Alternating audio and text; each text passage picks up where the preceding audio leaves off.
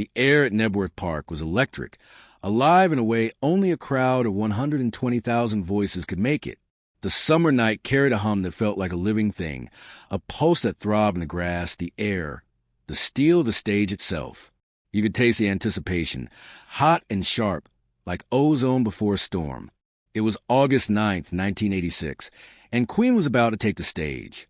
A wall of sound erupted before a single note was played. The spotlights cut to the dark like blades, sweeping over the endless sea of people. Flags waved. Lighters flared. Fans pressed shoulder to shoulder, each of them waiting for the man who could make the earth itself feel small, Freddie Mercury. And then he appeared. The crowd roared, a noise so powerful it shook the very bones of the park. Freddie Mercury strode into view, clad in his iconic white tank top and faded blue jeans, a crownless king but every bit as regal. The microphone stand in his hand was more than a prop. It was a sword, a scepter, an extension of his soul. His black hair glistened with sweat under the stage lights, and his mustache curled with that familiar air of defiance. But there was something else, something different. Those closest to the stage swore later. They saw it first. The faintest hesitation in his stride, the way his chest rose and fell a little too heavily, how he blinked against the blinding lights with a fleeting moment of weariness. To most, he was larger than life, a god descending from Olympus to give them fire. But if you looked closely, very closely, you could see the cracks. Still, when Freddie Mercury grabbed the microphone and lifted his fist to the sky, the earth seemed to shake. "Hello, Knebworth." His voice thundered out, rich, commanding, and immediately swallowed by the eruption of 120,000 screams. He paused, letting the noise wash over him, soaking in like sunlight. For a second, his lips curled into that mischievous grin, the one that told fans he wasn't just going to sing. He was going to own them, bend them, make them his.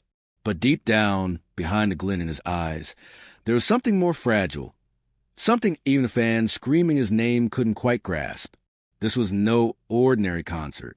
This was a battle, Freddie Mercury against time itself.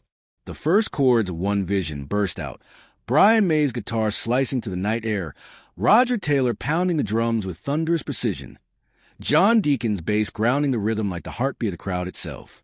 And in the middle of it all, Freddie. He leapt, he strutted, he danced with the microphone stand like it was a partner in crime. Every gesture was precise, theatrical, yet carried an urgency as though he knew every move mattered more than ever before. His voice, God, that voice, it was pure fire. The growl, the operatic soar, the control that no one else on earth had ever matched. The crowd went wild. To them, this was Freddie at his peak. But to those who loved him, who knew him beyond the lights, there was no missing the subtle weight in his shoulders, the fleeting wince after a particularly high note, the way he clasped the stand a little tighter than usual. What no one knew, not the ecstatic fans waving banners, not the music journalists scribbling notes, not even 1,000 singing every lyric back to him, was that they were watching Freddie Mercury's last stand, the final Queen concert. The energy inside Knebworth that night wasn't just excitement. It was reverence, even if unspoken. People later recalled that something about the atmosphere felt heavier, as if the crowd collectively sensed they were witnessing more than just another show. Freddie had this look. One fan remembered years later. He was smiling. He was giving us everything. But behind his eyes, it was almost like he knew something we didn't. I'll never forget that. When Freddie leaned toward the audience during Radio GAGA, thousands of hands clapped in unison, echoing back at him like the heartbeat of the planet. It wasn't just music anymore. It was communion, a shared ritual where Freddie Mercury poured every ounce of himself into the crowd, and the crowd gave it back tenfold. But Freddie's eyes flicked upward often that night, toward the sky, the lights, the void above, almost searching, almost asking. For years afterward, those in attendance said they'd never heard him sing with such raw intensity. His voice wasn't flawless, at times a cracked, strained, but that only made it more powerful. It wasn't perfection that night. It was truth. From the opening notes to the final encore, Freddie Mercury was bearing his soul, even if the world didn't realize it. And yet, as unstoppable as he seemed in those moments, a quiet reality lingered beneath the thunder. Freddie was not invincible. He was human. He was hurting. He was hiding a truth so heavy it could crush him, and yet he carried it alone. Backstage, before the show, whispers had already passed between crew members. Freddie looked pale. He'd been quieter than usual in rehearsals. A technician remembered how he coughed into his fist, then forced a grin when he saw someone watching. But once he was on stage, none of that mattered. He transformed. He burned. He gave more than anyone had a right to give. And as the band thundered into Tie Your Mother Down, Freddie's voice cut into the night like a blade. You could feel it, not just hear it, but feel it. The sound was alive, trembling with urgency. What no one in that crowd of 120,000 knew, what even many of his closest fans refused to see, was that Freddie Mercury's time was already running short. His body was waging a war he could never win, but his spirit was untouchable. And that night at Knebworth Park, August 9th, 1986, he wasn't just performing. He was defying fate. He was saying goodbye, even if no one yet understood it. If you are enjoying this story, please subscribe to support the channel. Backstage at Knebworth Park, the noise of 120,000 fans wasn't just loud, it was seismic. Even through the thick curtains and plywood walls, the roar bled into every corner of the compound, rattling coffee cups, shaking light bulbs. Technicians hurried past each other with coil cables and headsets, their voices sharp over radios. Security guards ushered VIPs to their spots. Stage managers barked countdowns. It was a controlled chaos that came before every Queen show. But at the center of it all, Freddie Mercury sat unervingly still. He was perched in front of the mirror in his dressing room, the bulbs casting a golden glow that softened the sharp lines of his face. The silk robe he wore shimmered faintly, slipping down one shoulder, revealing the lean muscle beneath, but also how much thinner he'd grown. His hands rested on the tabletop, fingers twitching now and again, as if drumming out a rhythm only he could hear. Normally, Freddie before a show was magnetic. He would tease the makeup girl, ruffle a roadie's hair, belt out scales just to prove his voice was invincible. He'd laugh, a deep, rolling laugh that turned the whole room into a stage before the real performance even began. But tonight, there was silence. Roger Taylor was the first to break it. He leaned against the doorway, arms crossed, watching his old friend with quiet unease. "You're not winding up like usual," he said softly. Freddie glanced at him in the mirror, his eyes dark pools under the light. A slow smile crept across his face, mischievous as ever. "Darling," he said, his voice velvet and sharp all at once, "I've been winding up the world for 10 years straight. I think they'll survive if I'm a little zen." It was classic Freddie. Dismiss, disguise, deflect. But Roger saw the way his hand trembled slightly when he reached for his teacup. "You're pale," Roger muttered. "I'm glamorous," Freddie corrected, shooting him a glare that dared him to say otherwise. Then he coughed, short but harsh, burying it in his fist. His eyes flicked back to the mirror, the smile faltering. Brian May entered next, guitar strapped loosely on his shoulder, even though he wasn't on stage yet. He always carried it in these moments, like a talisman. He studied Freddie with a scientist's patience. "We could cut a few songs if you want," Brian offered gently. "No one would notice." Freddie spun around in his chair, eyes blazing. "No one would notice? Darling, I would notice." The people came to see Freddie Bloody Mercury, not some half-hearted medley. "They're going to get all of me, every last drop." Brian sighed. He knew better than to argue. Freddie's pride was the one thing more untouchable than his voice. Still, he caught Roger's eye, and the silent message passed between them. He's not right. A doctor who'd been quietly hovering nearby finally stepped forward. He was one of the few people allowed in Freddie's orbit at this stage, tasked with keeping the frontman upright through sheer will and whatever medical tricks he had. "Freddie," the doctor said cautiously, "we've talked about this. You've been pushing too hard. Your body can't." "Stop." Freddie's voice sliced the air like broken glass.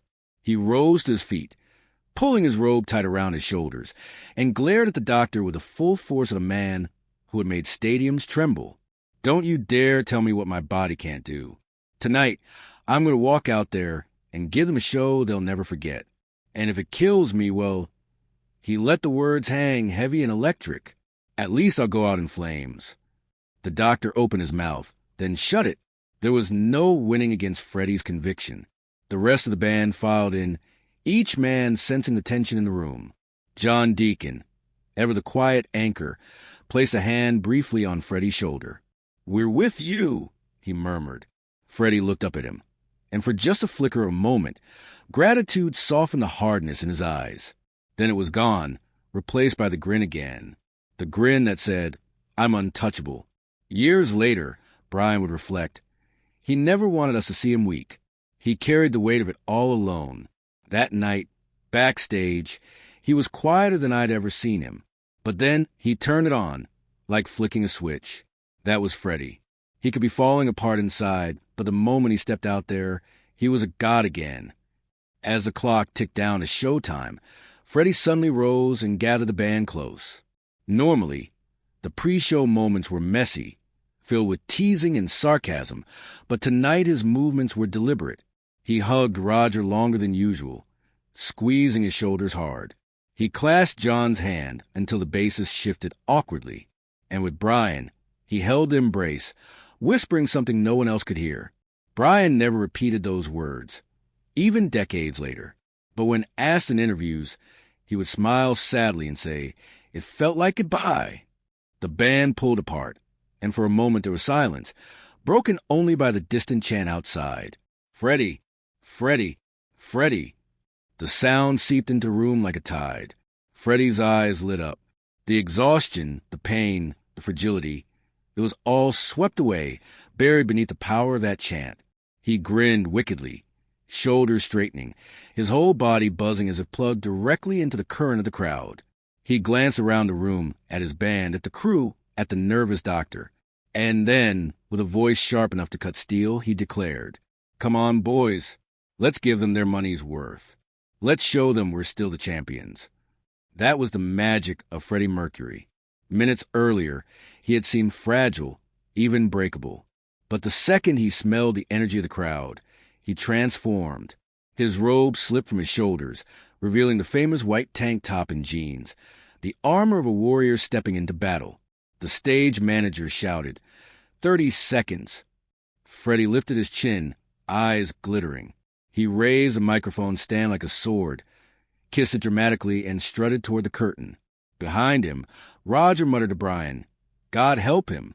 Brian replied quietly, "God help us all." Cliffhanger into Act 3. The crowd's roar became deafening as the lights shifted. Freddie Mercury stood in the shadows, seconds away from the stage, fragile yet unbreakable, mortal yet eternal. He whispered under his breath, "Not yet, not tonight." And then the curtain rose. The opening chords of One Vision. Hit like thunder, Brian May's guitar slicing the night air into electricity. Roger Taylor's drums boomed like cannon fire. John Deacon's bass throbbed steady beneath it all. And in the middle, bathed in light, Freddie Mercury exploded into life. He sprinted across the stage, microphone stand in hand, every step a challenge to the very idea of mortality. His fist pumped, his body twisted, his voice soared, defiant, commanding, utterly alive. The 120,000 in Nebworth Park erupted, their roar rolling over him in waves. "One man, one goal, one mission," he screamed, voice sharp, fierce. The words rang truer than ever. This wasn't just a song.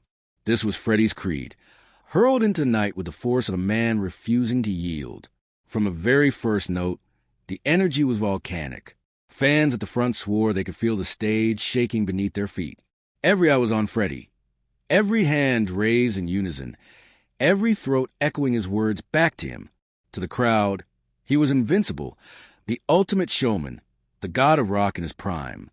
But those closest to the stage noticed the strain, the way he clutched the stand tighter than usual, the faint hitch in his breath between lines, the moments when his chest rose too high, too fast, as if each inhale was a battle.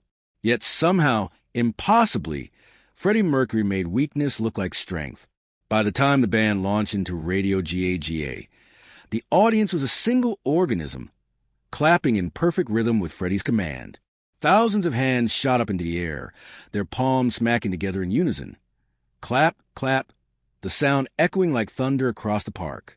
Freddie grinned, striding to the edge of the stage, pointing at the crowd like a conductor guiding his orchestra. His arms sliced the air, demanding unity, demanding devotion. And they gave it, unflinching, unwavering. All we hear is Radio Gaga. The chant rattled the earth.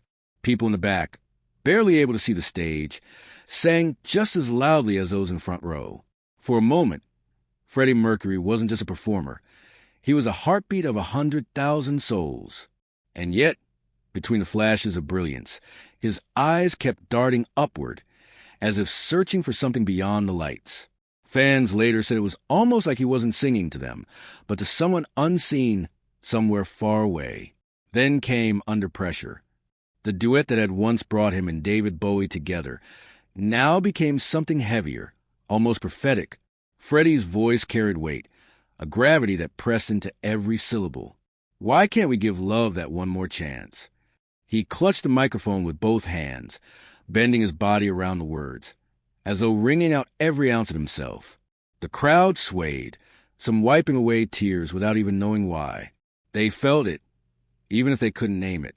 Brian's guitar wailed like sorrow itself, and Freddie answered with a cry that was both triumph and ache. It wasn't just music. It was confession. Midway through the set, Freddie prowled the stage like a lion. He thrust the microphone toward the audience, teasing them into a call and response that had become his trademark. AYOH. AYOH. The crowd roared back, their voices colliding into the night sky. Freddie grinned, sweat dripping down his face, eyes glinting with mischief. He leaned closer, voice sharper, more demanding. AYYYYYYH. The park shook with the reply. He laughed, triumphant, victorious. It was a game, but it was also more. It was communion. Freddie giving them his soul, the crowd giving it back, a loop of energy that transcended music. Yet even in his laughter, there was an edge, a flicker in his eyes that suggested he knew this was the last time he'd ever play this game. As the night deepened, the band toured through the classics, Bohemian Rhapsody, Hammer to Fall, Crazy Little Thing Called Love.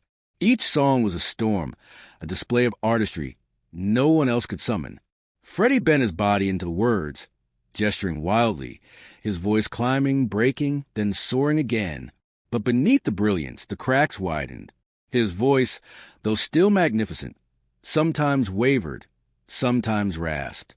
He covered it with bravado, with gestures, with sheer force of personality. Fans in the back never noticed. They only saw the legend, but those at the front, they saw the sweat pouring harder than usual. The moment when Freddie gripped the piano for support, his knuckles white, the brief pause before he launched into the next verse, as though summoning strength from somewhere deep within. And then came the final songs, the ones that would transform this night into history. We Will Rock You rattled the ground as thousands stomped and clapped, a living thunderstorm that shook the park. Freddie's voice soared over it all, demanding the world's attention. And then, We Are the Champions. The opening piano chords rippled through the night, and the crowd erupted. Freddie stepped forward, his eyes scanning the ocean of faces, his body lit like a beacon. I've paid my dues. His voice cracked slightly on the word dues. He didn't hide it. He leaned into it, because this wasn't just performance anymore. This was truth, time after time. He sang it with the weight of every struggle, every rumor, every unspoken truth pressing down on him. And the crowd, blissfully unaware of the storm inside him, sang along, their voices colliding with his in an anthem that felt like farewell.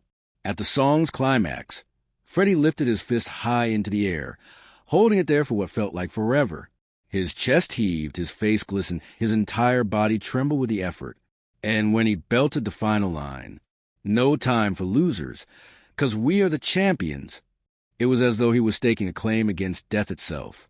The note stretched, hung in the air, then dissolved into the night. And then silence. For the first time all night, Freddie Mercury didn't rush to speak, didn't crack a joke, didn't tease a crowd. He just stood there, breathing, looking. 120,000 people fell into hushed awe. Freddie's eyes roamed the faces, the flags, the endless sea of humanity stretching into the horizon.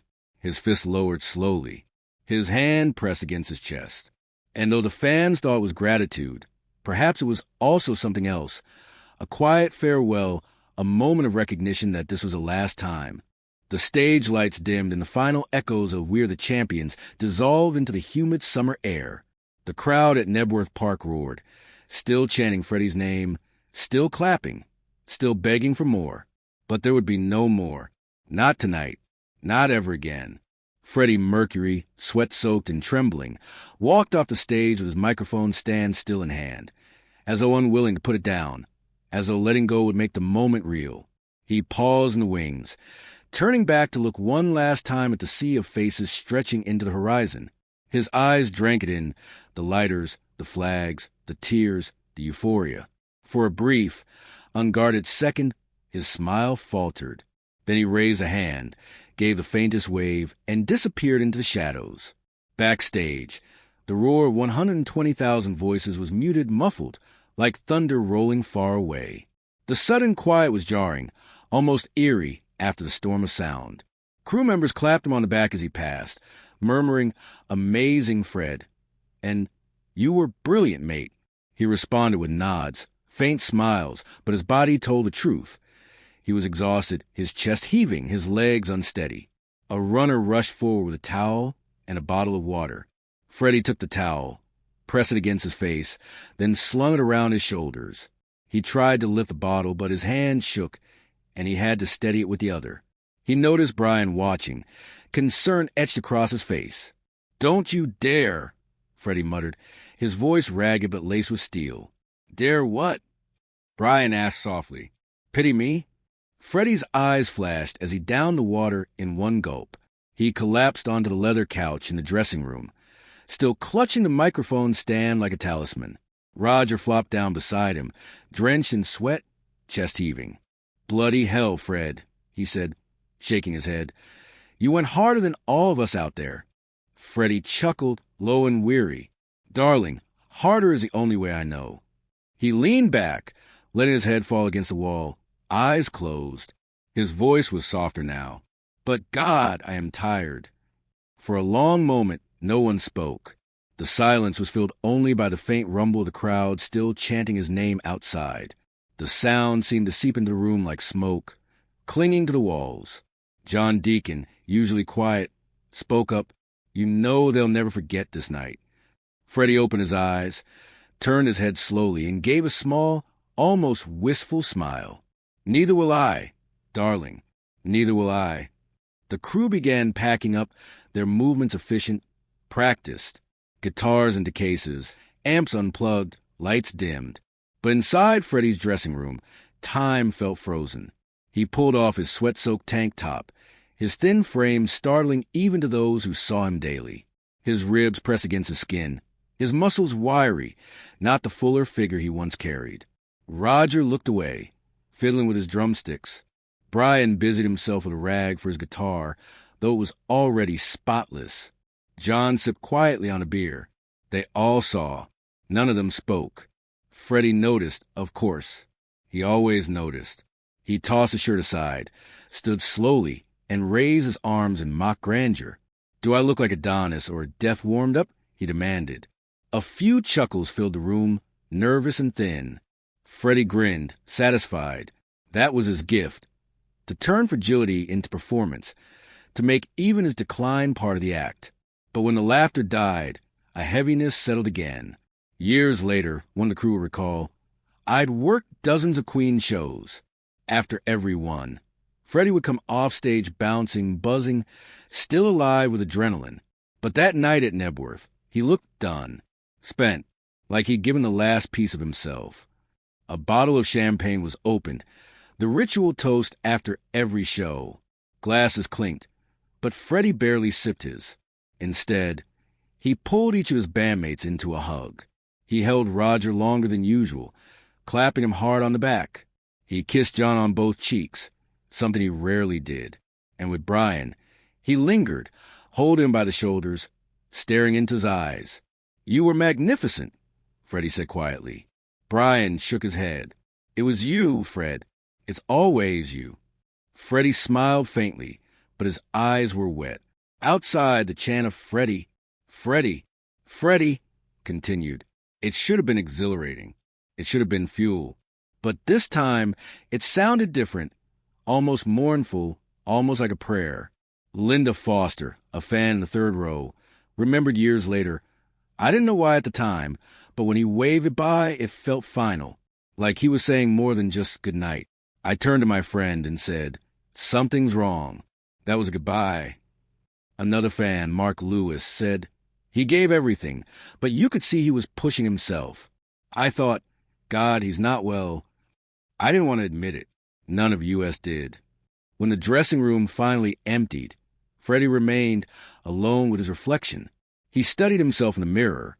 The smudged eyeliner, the sweat-matted hair, the tired eyes that betrayed what the mask refused to. He leaned closer, whispering to himself, that's it. That's the last one.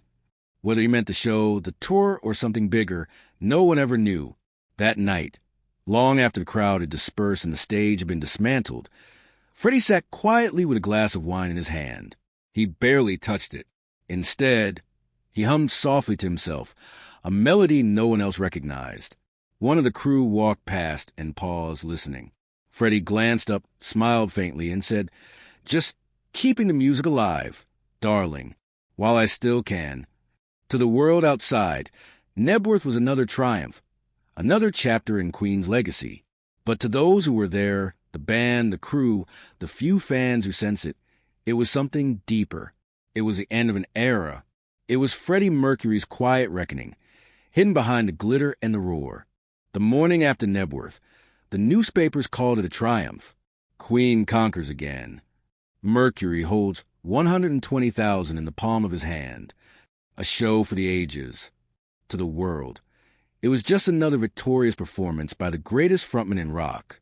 The photos printed across the pages showed Freddie with his fists in the air, his body bathed in light, his smile radiant, his voice captured mid-roar. To most readers, it looked like the portrait of a man at the height of his power. But the truth was far more complicated. Behind those triumphant headlines, a painful reality had already begun to take shape. One that Freddie himself knew, even if he refused to say it out loud. Nebworth was not just another show. It was the last. As the band returned to London, the mood was different. There were no grand celebrations, no wild after-parties. Freddie was unusually quiet on the journey home. His body slumped in the corner of the van, his eyes hidden behind dark sunglasses. The adrenaline was gone, and what remained was exhaustion. Deep, bone-deep exhaustion. Roger later recalled, normally, after a gig like that, we'd be buzzing. Freddie would be holding court, telling jokes, singing bits of songs, keeping the energy alive. But on the way back from Nebworth, he said almost nothing. He just stared out the window. That's when I knew. The band's official story was simple. They were taking a break from touring. After all, they had been on the road for years, conquering stadiums across the globe. A pause seemed reasonable. But those close to Freddie knew the truth. The road was over for him. His body could no longer withstand the grind, the hours, the strain. And as 1987 began, whispers grew louder. The tabloids circled like vultures, speculating about Freddie's gone appearance, the rumors of illness. He denied them all fiercely. I'm as fit as a fiddle, darling, he snapped in one interview, flashing his trademark grin. I'll outlive all of you. But privately, the truth was undeniable. Freddie Mercury had been diagnosed with AIDS. In the mid-1980s, it was a death sentence. Treatments were limited. The stigma was crushing, and the world was still in the grip of fear and misunderstanding. Freddie chose silence. He told only those closest to him. Even to his bandmates, he kept it vague at first, not wanting to burden them, not wanting pity. Brian later said, we didn't need him to say it. We knew. We could see. But we followed his lead. If he wanted silence, we gave him silence. If he wanted to sing, we sang. The world carried on, blissfully unaware that one of its brightest stars was fading. Queen retreated from the stage, but not from the studio. Freddie insisted on recording, pouring what strength he had left into music. Songs like Who Wants to Live Forever, and The Show Must Go On became eerie testaments to his reality. Coded confessions hidden in plain sight. But to the fans, Knebworth remained the last memory of Freddie in his full glory. For years, those who had been there described the night with a kind of reverence, as though they'd witnessed something sacred. I didn't know why at the time, one fan said, but during We Are the Champions, I cried. I just cried. It felt like he was leaving us. Looking back, I realized that's exactly what he was doing. As the years passed, Freddie grew more reclusive. He stopped appearing in public. The tabloids speculated endlessly, but no official word came from him. It wasn't until November 23rd, 1991, that Freddie Mercury finally broke the silence. In a statement, he admitted what many had already feared. I am HIV positive and I have AIDS. The next day, he was gone. The news shocked the world. Fans wept openly in the streets. Radio stations played Queen on loop. Flowers piled up outside his home at Garden Lodge in Kensington. And for those who had been at Knebworth 5 years earlier, a chill of recognition passed through them. They remembered the look in his eyes, the way he held that final note, the silence after the last song. They remembered thinking, something felt different that night. It wasn't just hindsight. They had felt it. Mark Blake, a music journalist who covered Knebworth, wrote years later, "At the time, I thought it was just another Queen show. Magnificent, yes, but just another. But when the truth came out, I went back to my notes, to the photos, to the recordings. And I realized Freddie had been saying goodbye all along. We just weren't ready to hear it." Another fan, Sarah Dalton, who had traveled from Manchester to see the show, said, "It felt like he was giving us everything, but also like he was emptying himself out, like he knew he wouldn't be back. I'll never forget the way he looked at us during that last wave. It wasn't a wave for the night. It was a wave for forever." Today, Knebworth Park is remembered not just as a concert, but as a moment of history. Queen's final show with Freddie Mercury is studied, replayed, dissected. Every smile, every gesture, every crack in his voice is analyzed with the weight of hindsight. The painful truth the world ignored in 1986 is clear now. Freddie Mercury was already fighting for his life. He was already saying goodbye. And yet, and this is the heart of it, he never let the illness win on stage. He never let weakness define him. On that night, he was still Freddie Mercury. Untouchable, immortal, the man who could command 120,000 people with a flick of his wrist. The legacy of that performance is not just in the music, but in what it represented. It was the embodiment of defiance. It was a man standing against time, against stigma, against death itself, and saying, "I will not be diminished." Not tonight. When fans watch the footage today, they don't just see a singer. They see courage. They see humanity. They see a man who, even as his body betrayed him, gave everything he had left to the people who loved him. The piano Elvis Presley played on his final night ended up in the Rock and Roll Hall of Fame. Knebworth has no such artifact. The stage was dismantled. The field returned to quiet grass. But those who stood in that field on August 9th, 1986, carry the memory forever. Sometimes, Brian May said in an interview decades later, I think back to that night, the way Freddie looked out at the crowd, the way he raised his fist. I think he knew. I think he gave us everything because he knew it was the last time. And I'll tell you, it was the bravest thing I've ever seen. And perhaps it is the real legacy of Freddie Mercury's final show. Not the flawless notes, not the spectacle of the stage, not the pyrotechnics or the lights, but the raw humanity. That night, he wasn't just a rock god. He wasn't untouchable. He was a man who hurt, a man who fought, a man who loved music so deeply that he poured out the last of himself just to give his fans one more unforgettable night. The world ignored the signs then. But now, with the gift of hindsight, we see it clearly. Freddie Mercury's last performance was not just a concert. It was his farewell letter to the world, written not with ink, but with fire, with song, with every ounce of his fading strength. And in that farewell, he left behind something eternal, final resonance. On August 9th, 1986, Freddie Mercury stood before 120,000 people and declared through song that he was still a champion. Decades later, he remains one. Not because he never faltered, but because he did, and still sang anyway. That is a painful truth the world once ignored, but can never forget. If you like this story, please subscribe to support this channel.